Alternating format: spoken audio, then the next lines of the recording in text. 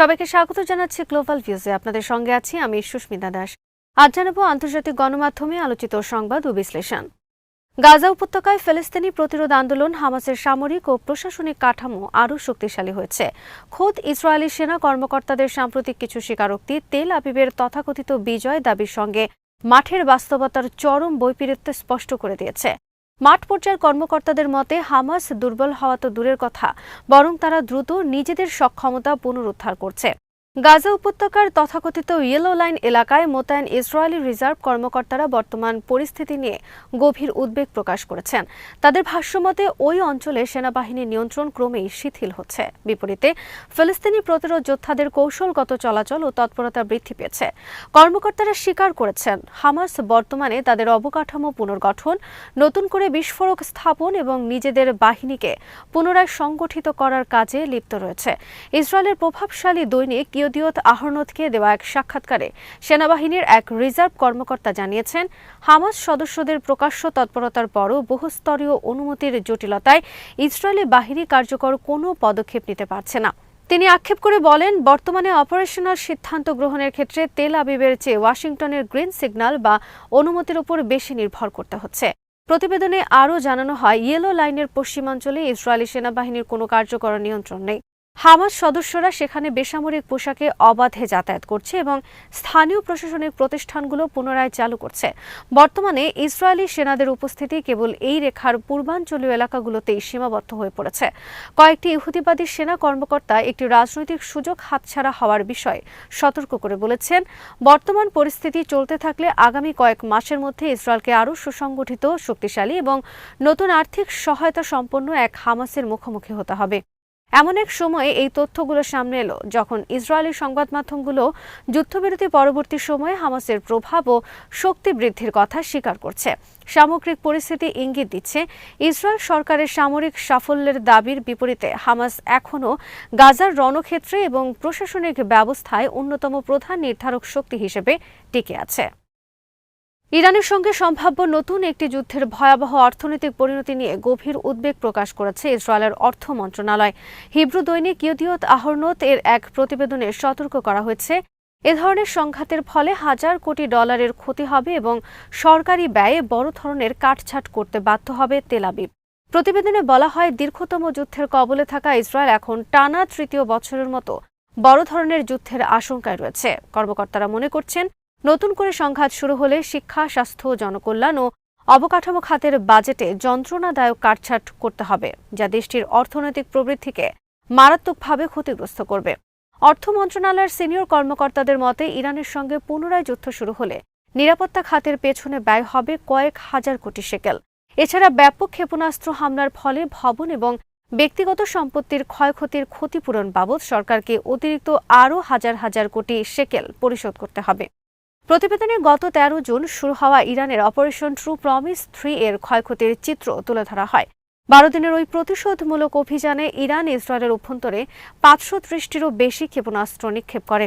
এ সময় 41টিরও বেশি ব্যারেজে মোট 531টি ক্ষেপণাস্ত্র ছোড়া হয়। উন্নত আকাশ প্রতিরক্ষা ব্যবস্থা থাকার পরও 31টি ক্ষেপণাস্ত্র লক্ষ্যবস্তুতে সরাসরি আঘাত হানে। হামলায় 29 জন ইসরায়েলি নিহত এবং 2517 জন আহত হন। তেল আবিব, হাইফা ও রিয়ার আল সাবের মতো গুরুত্বপূর্ণ কৌশলগত কেন্দ্র, শিল্প কারখানা ও জ্বালানি অবকাঠামোতে আঘাত হানতে সক্ষম হয় ইরানি ক্ষেপণাস্ত্র। ইরানের সশস্ত্র বাহিনীর মুখপাত্র ব্রিগেডিয়ার জেনারেল আবুল ফজল শেকারচি একটি চাঞ্চল্যকর তথ্য প্রকাশ করেছেন। তিনি জানিয়েছেন, গত জুনের 12 দিন ব্যাপী যুদ্ধে ইরানের তৈরি হাইপারসনিক ক্ষেপণাস্ত্র ফাতা অত্যন্ত নিখুঁতভাবে লক্ষ্য ভেদে সক্ষম হয়েছে। এমনকি একটি ক্ষেপণাস্ত্র সরাসরি ইসরায়েলি সামরিক গোয়েন্দা প্রধানের দপ্তরের জানালা দিয়ে ভেতরে ঢুকে ভবনটি ধ্বংস করে দিয়েছে। গত মঙ্গলবার তেহরানের শরীফ ইউনিভার্সিটিতে এক সভায় জেনারেল শেকারচি বলেন, ইরানের উন্নত সমরাস্ত্র বর্তমানে পশ্চিমা বিশ্বের সবচেয়ে দামি প্রতিরক্ষা ব্যবস্থাগুলোকেও হার মানিয়েছে। তিনি আমেরিকার তৈরি বিখ্যাত থার্ড প্রতিরক্ষা ব্যবস্থার উদাহরণ টেনে বলেন, যেখানে প্রতিটি থার্ড ইন্টারসেপ্টর মিসাইলের দাম 10 থেকে 12 মিলিয়ন ডলার, সেখানে তার চেয়ে বহুগুণ কম খরচে তৈরি ফাতা ক্ষেপণাস্ত্র বিশ্বের সবচেয়ে আধুনিক এই সুরক্ষা ব্যবস্থাকে ফাঁকি দিতে সক্ষম হয়েছে। তিনি জোর দিয়ে বলেন, ইরানের হামলাগুলো মোটেও লক্ষ্যহীন ছিল না, প্রতিটি আঘাত ছিল পূর্ব নির্ধারিত এবং নিখুঁত। এর মধ্যে একটির লক্ষ্যবস্তু ছিল ইহুদিবাদী সেনা গোয়েন্দা প্রধানের কর্মস্থলের জানালা, যা সফলভাবে ধ্বংস করা হয়েছে। কেবল সামরিক ময়দানেই নয়, গোয়েন্দা যুদ্ধেও বড় জয়ের দাবি করেছে ইরান। জেনারেল শেকারচি জানান, গত কয়েক মাস এবং যুদ্ধ চলাকালীন শত্রুপক্ষের একটি বিশাল গুপ্তচর নেটওয়ার্কের প্রায় ২,০০০ সদস্যকে গ্রেফতার করেছে ইরানি নিরাপত্তা বাহিনী। বছরের পর বছর ধরে কোটি কোটি ডলার খরচ করে এই গুপ্তচর নেটওয়ার্ক তৈরি করা হয়েছিল। শেকারচি হুঁশিয়ারি দিয়ে বলেন, ইসরায়েল যে ক্ষয়ক্ষতির সম্মুখীন হয়েছে তা ইরানের মোট সামরিক শক্তির সামান্য একটি অংশ মাত্র। আমাদের বাহিনীগুলোর শক্তির একটি বড় অংশ এখনও মোতায়েন করা হয়নি। হামাসের সিনিয়র নেতা গাজী হামাদ মঙ্গলবার গাজা অস্ত্রবিরতি চুক্তির প্রতি তাদের পূর্ণ অঙ্গীকার পুনর্ব্যক্ত করেছেন। তিনি জানিয়েছেন, দ্বিতীয় পর্যায়ে প্রবেশের জন্য হামাস প্রস্তুত, তবে শর্ত হল এর শর্তাবলী স্পষ্টভাবে সংজ্ঞায়িত এবং উভয় পক্ষের কাছে গ্রহণযোগ্য হতে হবে। রুশ সংবাদ সংস্থা RIA নভোস্তিকে দেওয়া এক সাক্ষাৎকারে গাজী হামাদ সতর্ক করে বলেন, ইসরায়েল নিয়মিতভাবে অস্ত্রবিরতি লঙ্ঘন করে চলায় তেল আবিবের আসল উদ্দেশ্য নিয়ে গভীর সংশয় তৈরি হচ্ছে। তিনি জানান, গত 10 অক্টোবর অস্ত্রবিরতি কার্যকর হওয়ার পর থেকে ইসরায়েল প্রায় 900 বার চুক্তি লঙ্ঘন করেছে। হামাস চুক্তি পুরোপুরি মেনে চললেও ইসরায়েলের এই আচরণ শান্তি প্রক্রিয়ার বিশ্বাসযোগ্যতাকে প্রশ্নবিদ্ধ করছে। হামাসের দেওয়া তথ্যমতে অস্ত্রবিরতি চলাকালে ইসরায়েলি হামলায় 4 শতাধিক ফিলিস্তিনি নিহত হয়েছেন, যাদের মধ্যে 95% বেসামরিক নাগরিক। বোমা হামলা ও অবকাঠামো ধ্বংসের পাশাপাশি ইসরায়েলি বাহিনী বাফার জোন অতিক্রম করেছে এবং মানবিক সহায়তা প্রবেশে বাধা দিচ্ছে। এছাড়া রাফা ক্রসিং বন্ধ থাকায় গুরুতর রোগীদের স্থানান্তরও থমকে আছে। গাজা একটি আন্তর্জাতিক স্থিতিশীলতা বাহিনী মোতায়েনের প্রস্তাবকে নীতিগতভাবে ইতিবাচক বলে অভিহিত করেছেন হামাদ। তবে তিনি স্পষ্ট করেন, এই বাহিনীর ম্যান্ডেট বা কাজের পরিধি অত্যন্ত সীমিত হতে হবে, যার একমাত্র কাজ হবে যুদ্ধবিরতি বজায় রাখা এবং কোনো ধরনের উস্কানি প্রতিরোধ করা।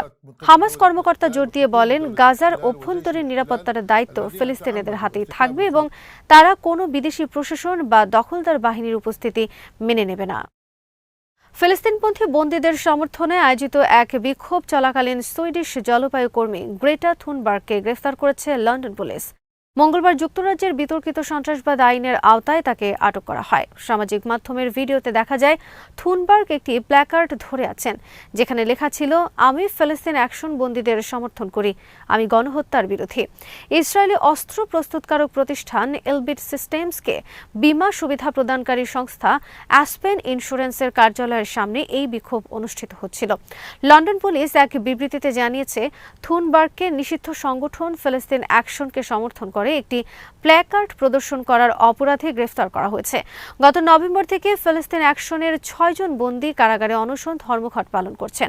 তাদের মধ্যে 2 জনের অবস্থা আশঙ্কাজনক হওয়ায় হাসপাতালে ভর্তি করা হয়েছে। এই বন্দীদের জীবন নিয়ে শঙ্কা প্রকাশ করে সাবেক লেবার নেতা জেরেমি করবিন সহ বেশ কয়েকজন ব্রিটিশ সংসদ সদস্য এবং আইনজীবী সরকারের নিষ্ক্রিয়তার সমালোচনা করেছেন। জেরেমি করবিন একে একটি জরুরি অবস্থা হিসেবে বর্ণনা করে কারা পরিদর্শককে হস্তক্ষেপের আহ্বান জানিয়েছেন।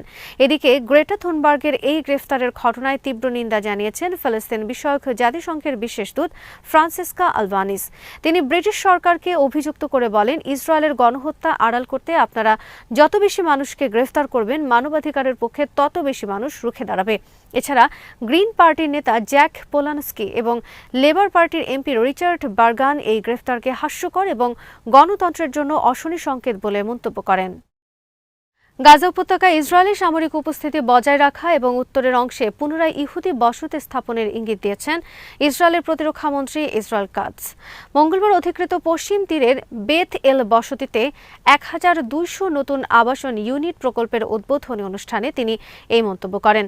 তবে এই বক্তব্য আন্তর্জাতিক মহলে, বিশেষ করে যুক্তরাষ্ট্রে তীব্র প্রতিক্রিয়ার সৃষ্টি করলে কয়েক ঘন্টার মধ্যেই তার দপ্তর থেকে এর ব্যাখ্যা দিয়ে সুর বদলে ফেলা হয়। অনুষ্ঠানে ইসরায়েল কাটজ ঘোষণা করেন, নিরাপত্তার স্বার্থে ইসরায়েলি বাহিনী গাজার ভেতরে গভীরভাবে অবস্থান করবে।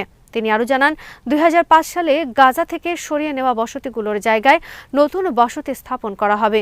এই প্রক্রিয়ায় নাহাল নিউক্লিয়াস গ্রুপ বা সেনা দলগুলোকে ব্যবহার করার কথা বলেন তিনি, যারা ঐতিহাসিকভাবে সামরিক সেবার পাশাপাশি বসতি স্থাপনের কাজ করে থাকে। কাটসের এই বক্তব্যের পরপরই ইসরায়েলি গণমাধ্যমে বিষয়টি গুরুত্বের সঙ্গে প্রচার করা হয়। হোয়াইট হাউস এ বিষয়ে ব্যাখ্যা চাইলে পরিস্থিতি সামাল দিতে নামে প্রতিরক্ষা মন্ত্রীর দপ্তর। কয়েক ঘন্টার ব্যবধানে তার অফিস থেকে জানানো হয় গাজায় বেসামরিক বসতি স্থাপনের কোনো সুনির্দিষ্ট পরিকল্পনা বর্তমানে নেই। তার মন্তব্যগুলো মূলত নিরাপত্তা ব্যবস্থা বোঝাতে করা হয়েছিল। প্রতিরক্ষামন্ত্রীর এই মন্তব্য প্রধানমন্ত্রী বেঞ্জামিন নেতানিয়াহুর আগের আশ্বাসের সম্পূর্ণ বিপরীত। নেতানিয়াহু একাধিকবার বলেছিলেন ইসরায়েল গাজায় পুনরায় বসতি স্থাপন করবে না। এছাড়া ডোনাল্ড ট্রাম্পের প্রস্তাবিত পরিকল্পনার সঙ্গেও এটি সাংঘর্ষিক, যেখানে গাজা থেকে পূর্ণাঙ্গ সেনা প্রত্যাহারের শর্ত রয়েছে। আজ এখানেই শেষ করছি। সবাই ভালো থাকুন, সুস্থ থাকুন আর দেখতে থাকুন বিডি ভিউজ। চ্যানেলটি ভালো লাগলে সাবস্ক্রাইব করুন। সংযুক্ত থাকুন আমাদের ফেসবুক পেজে।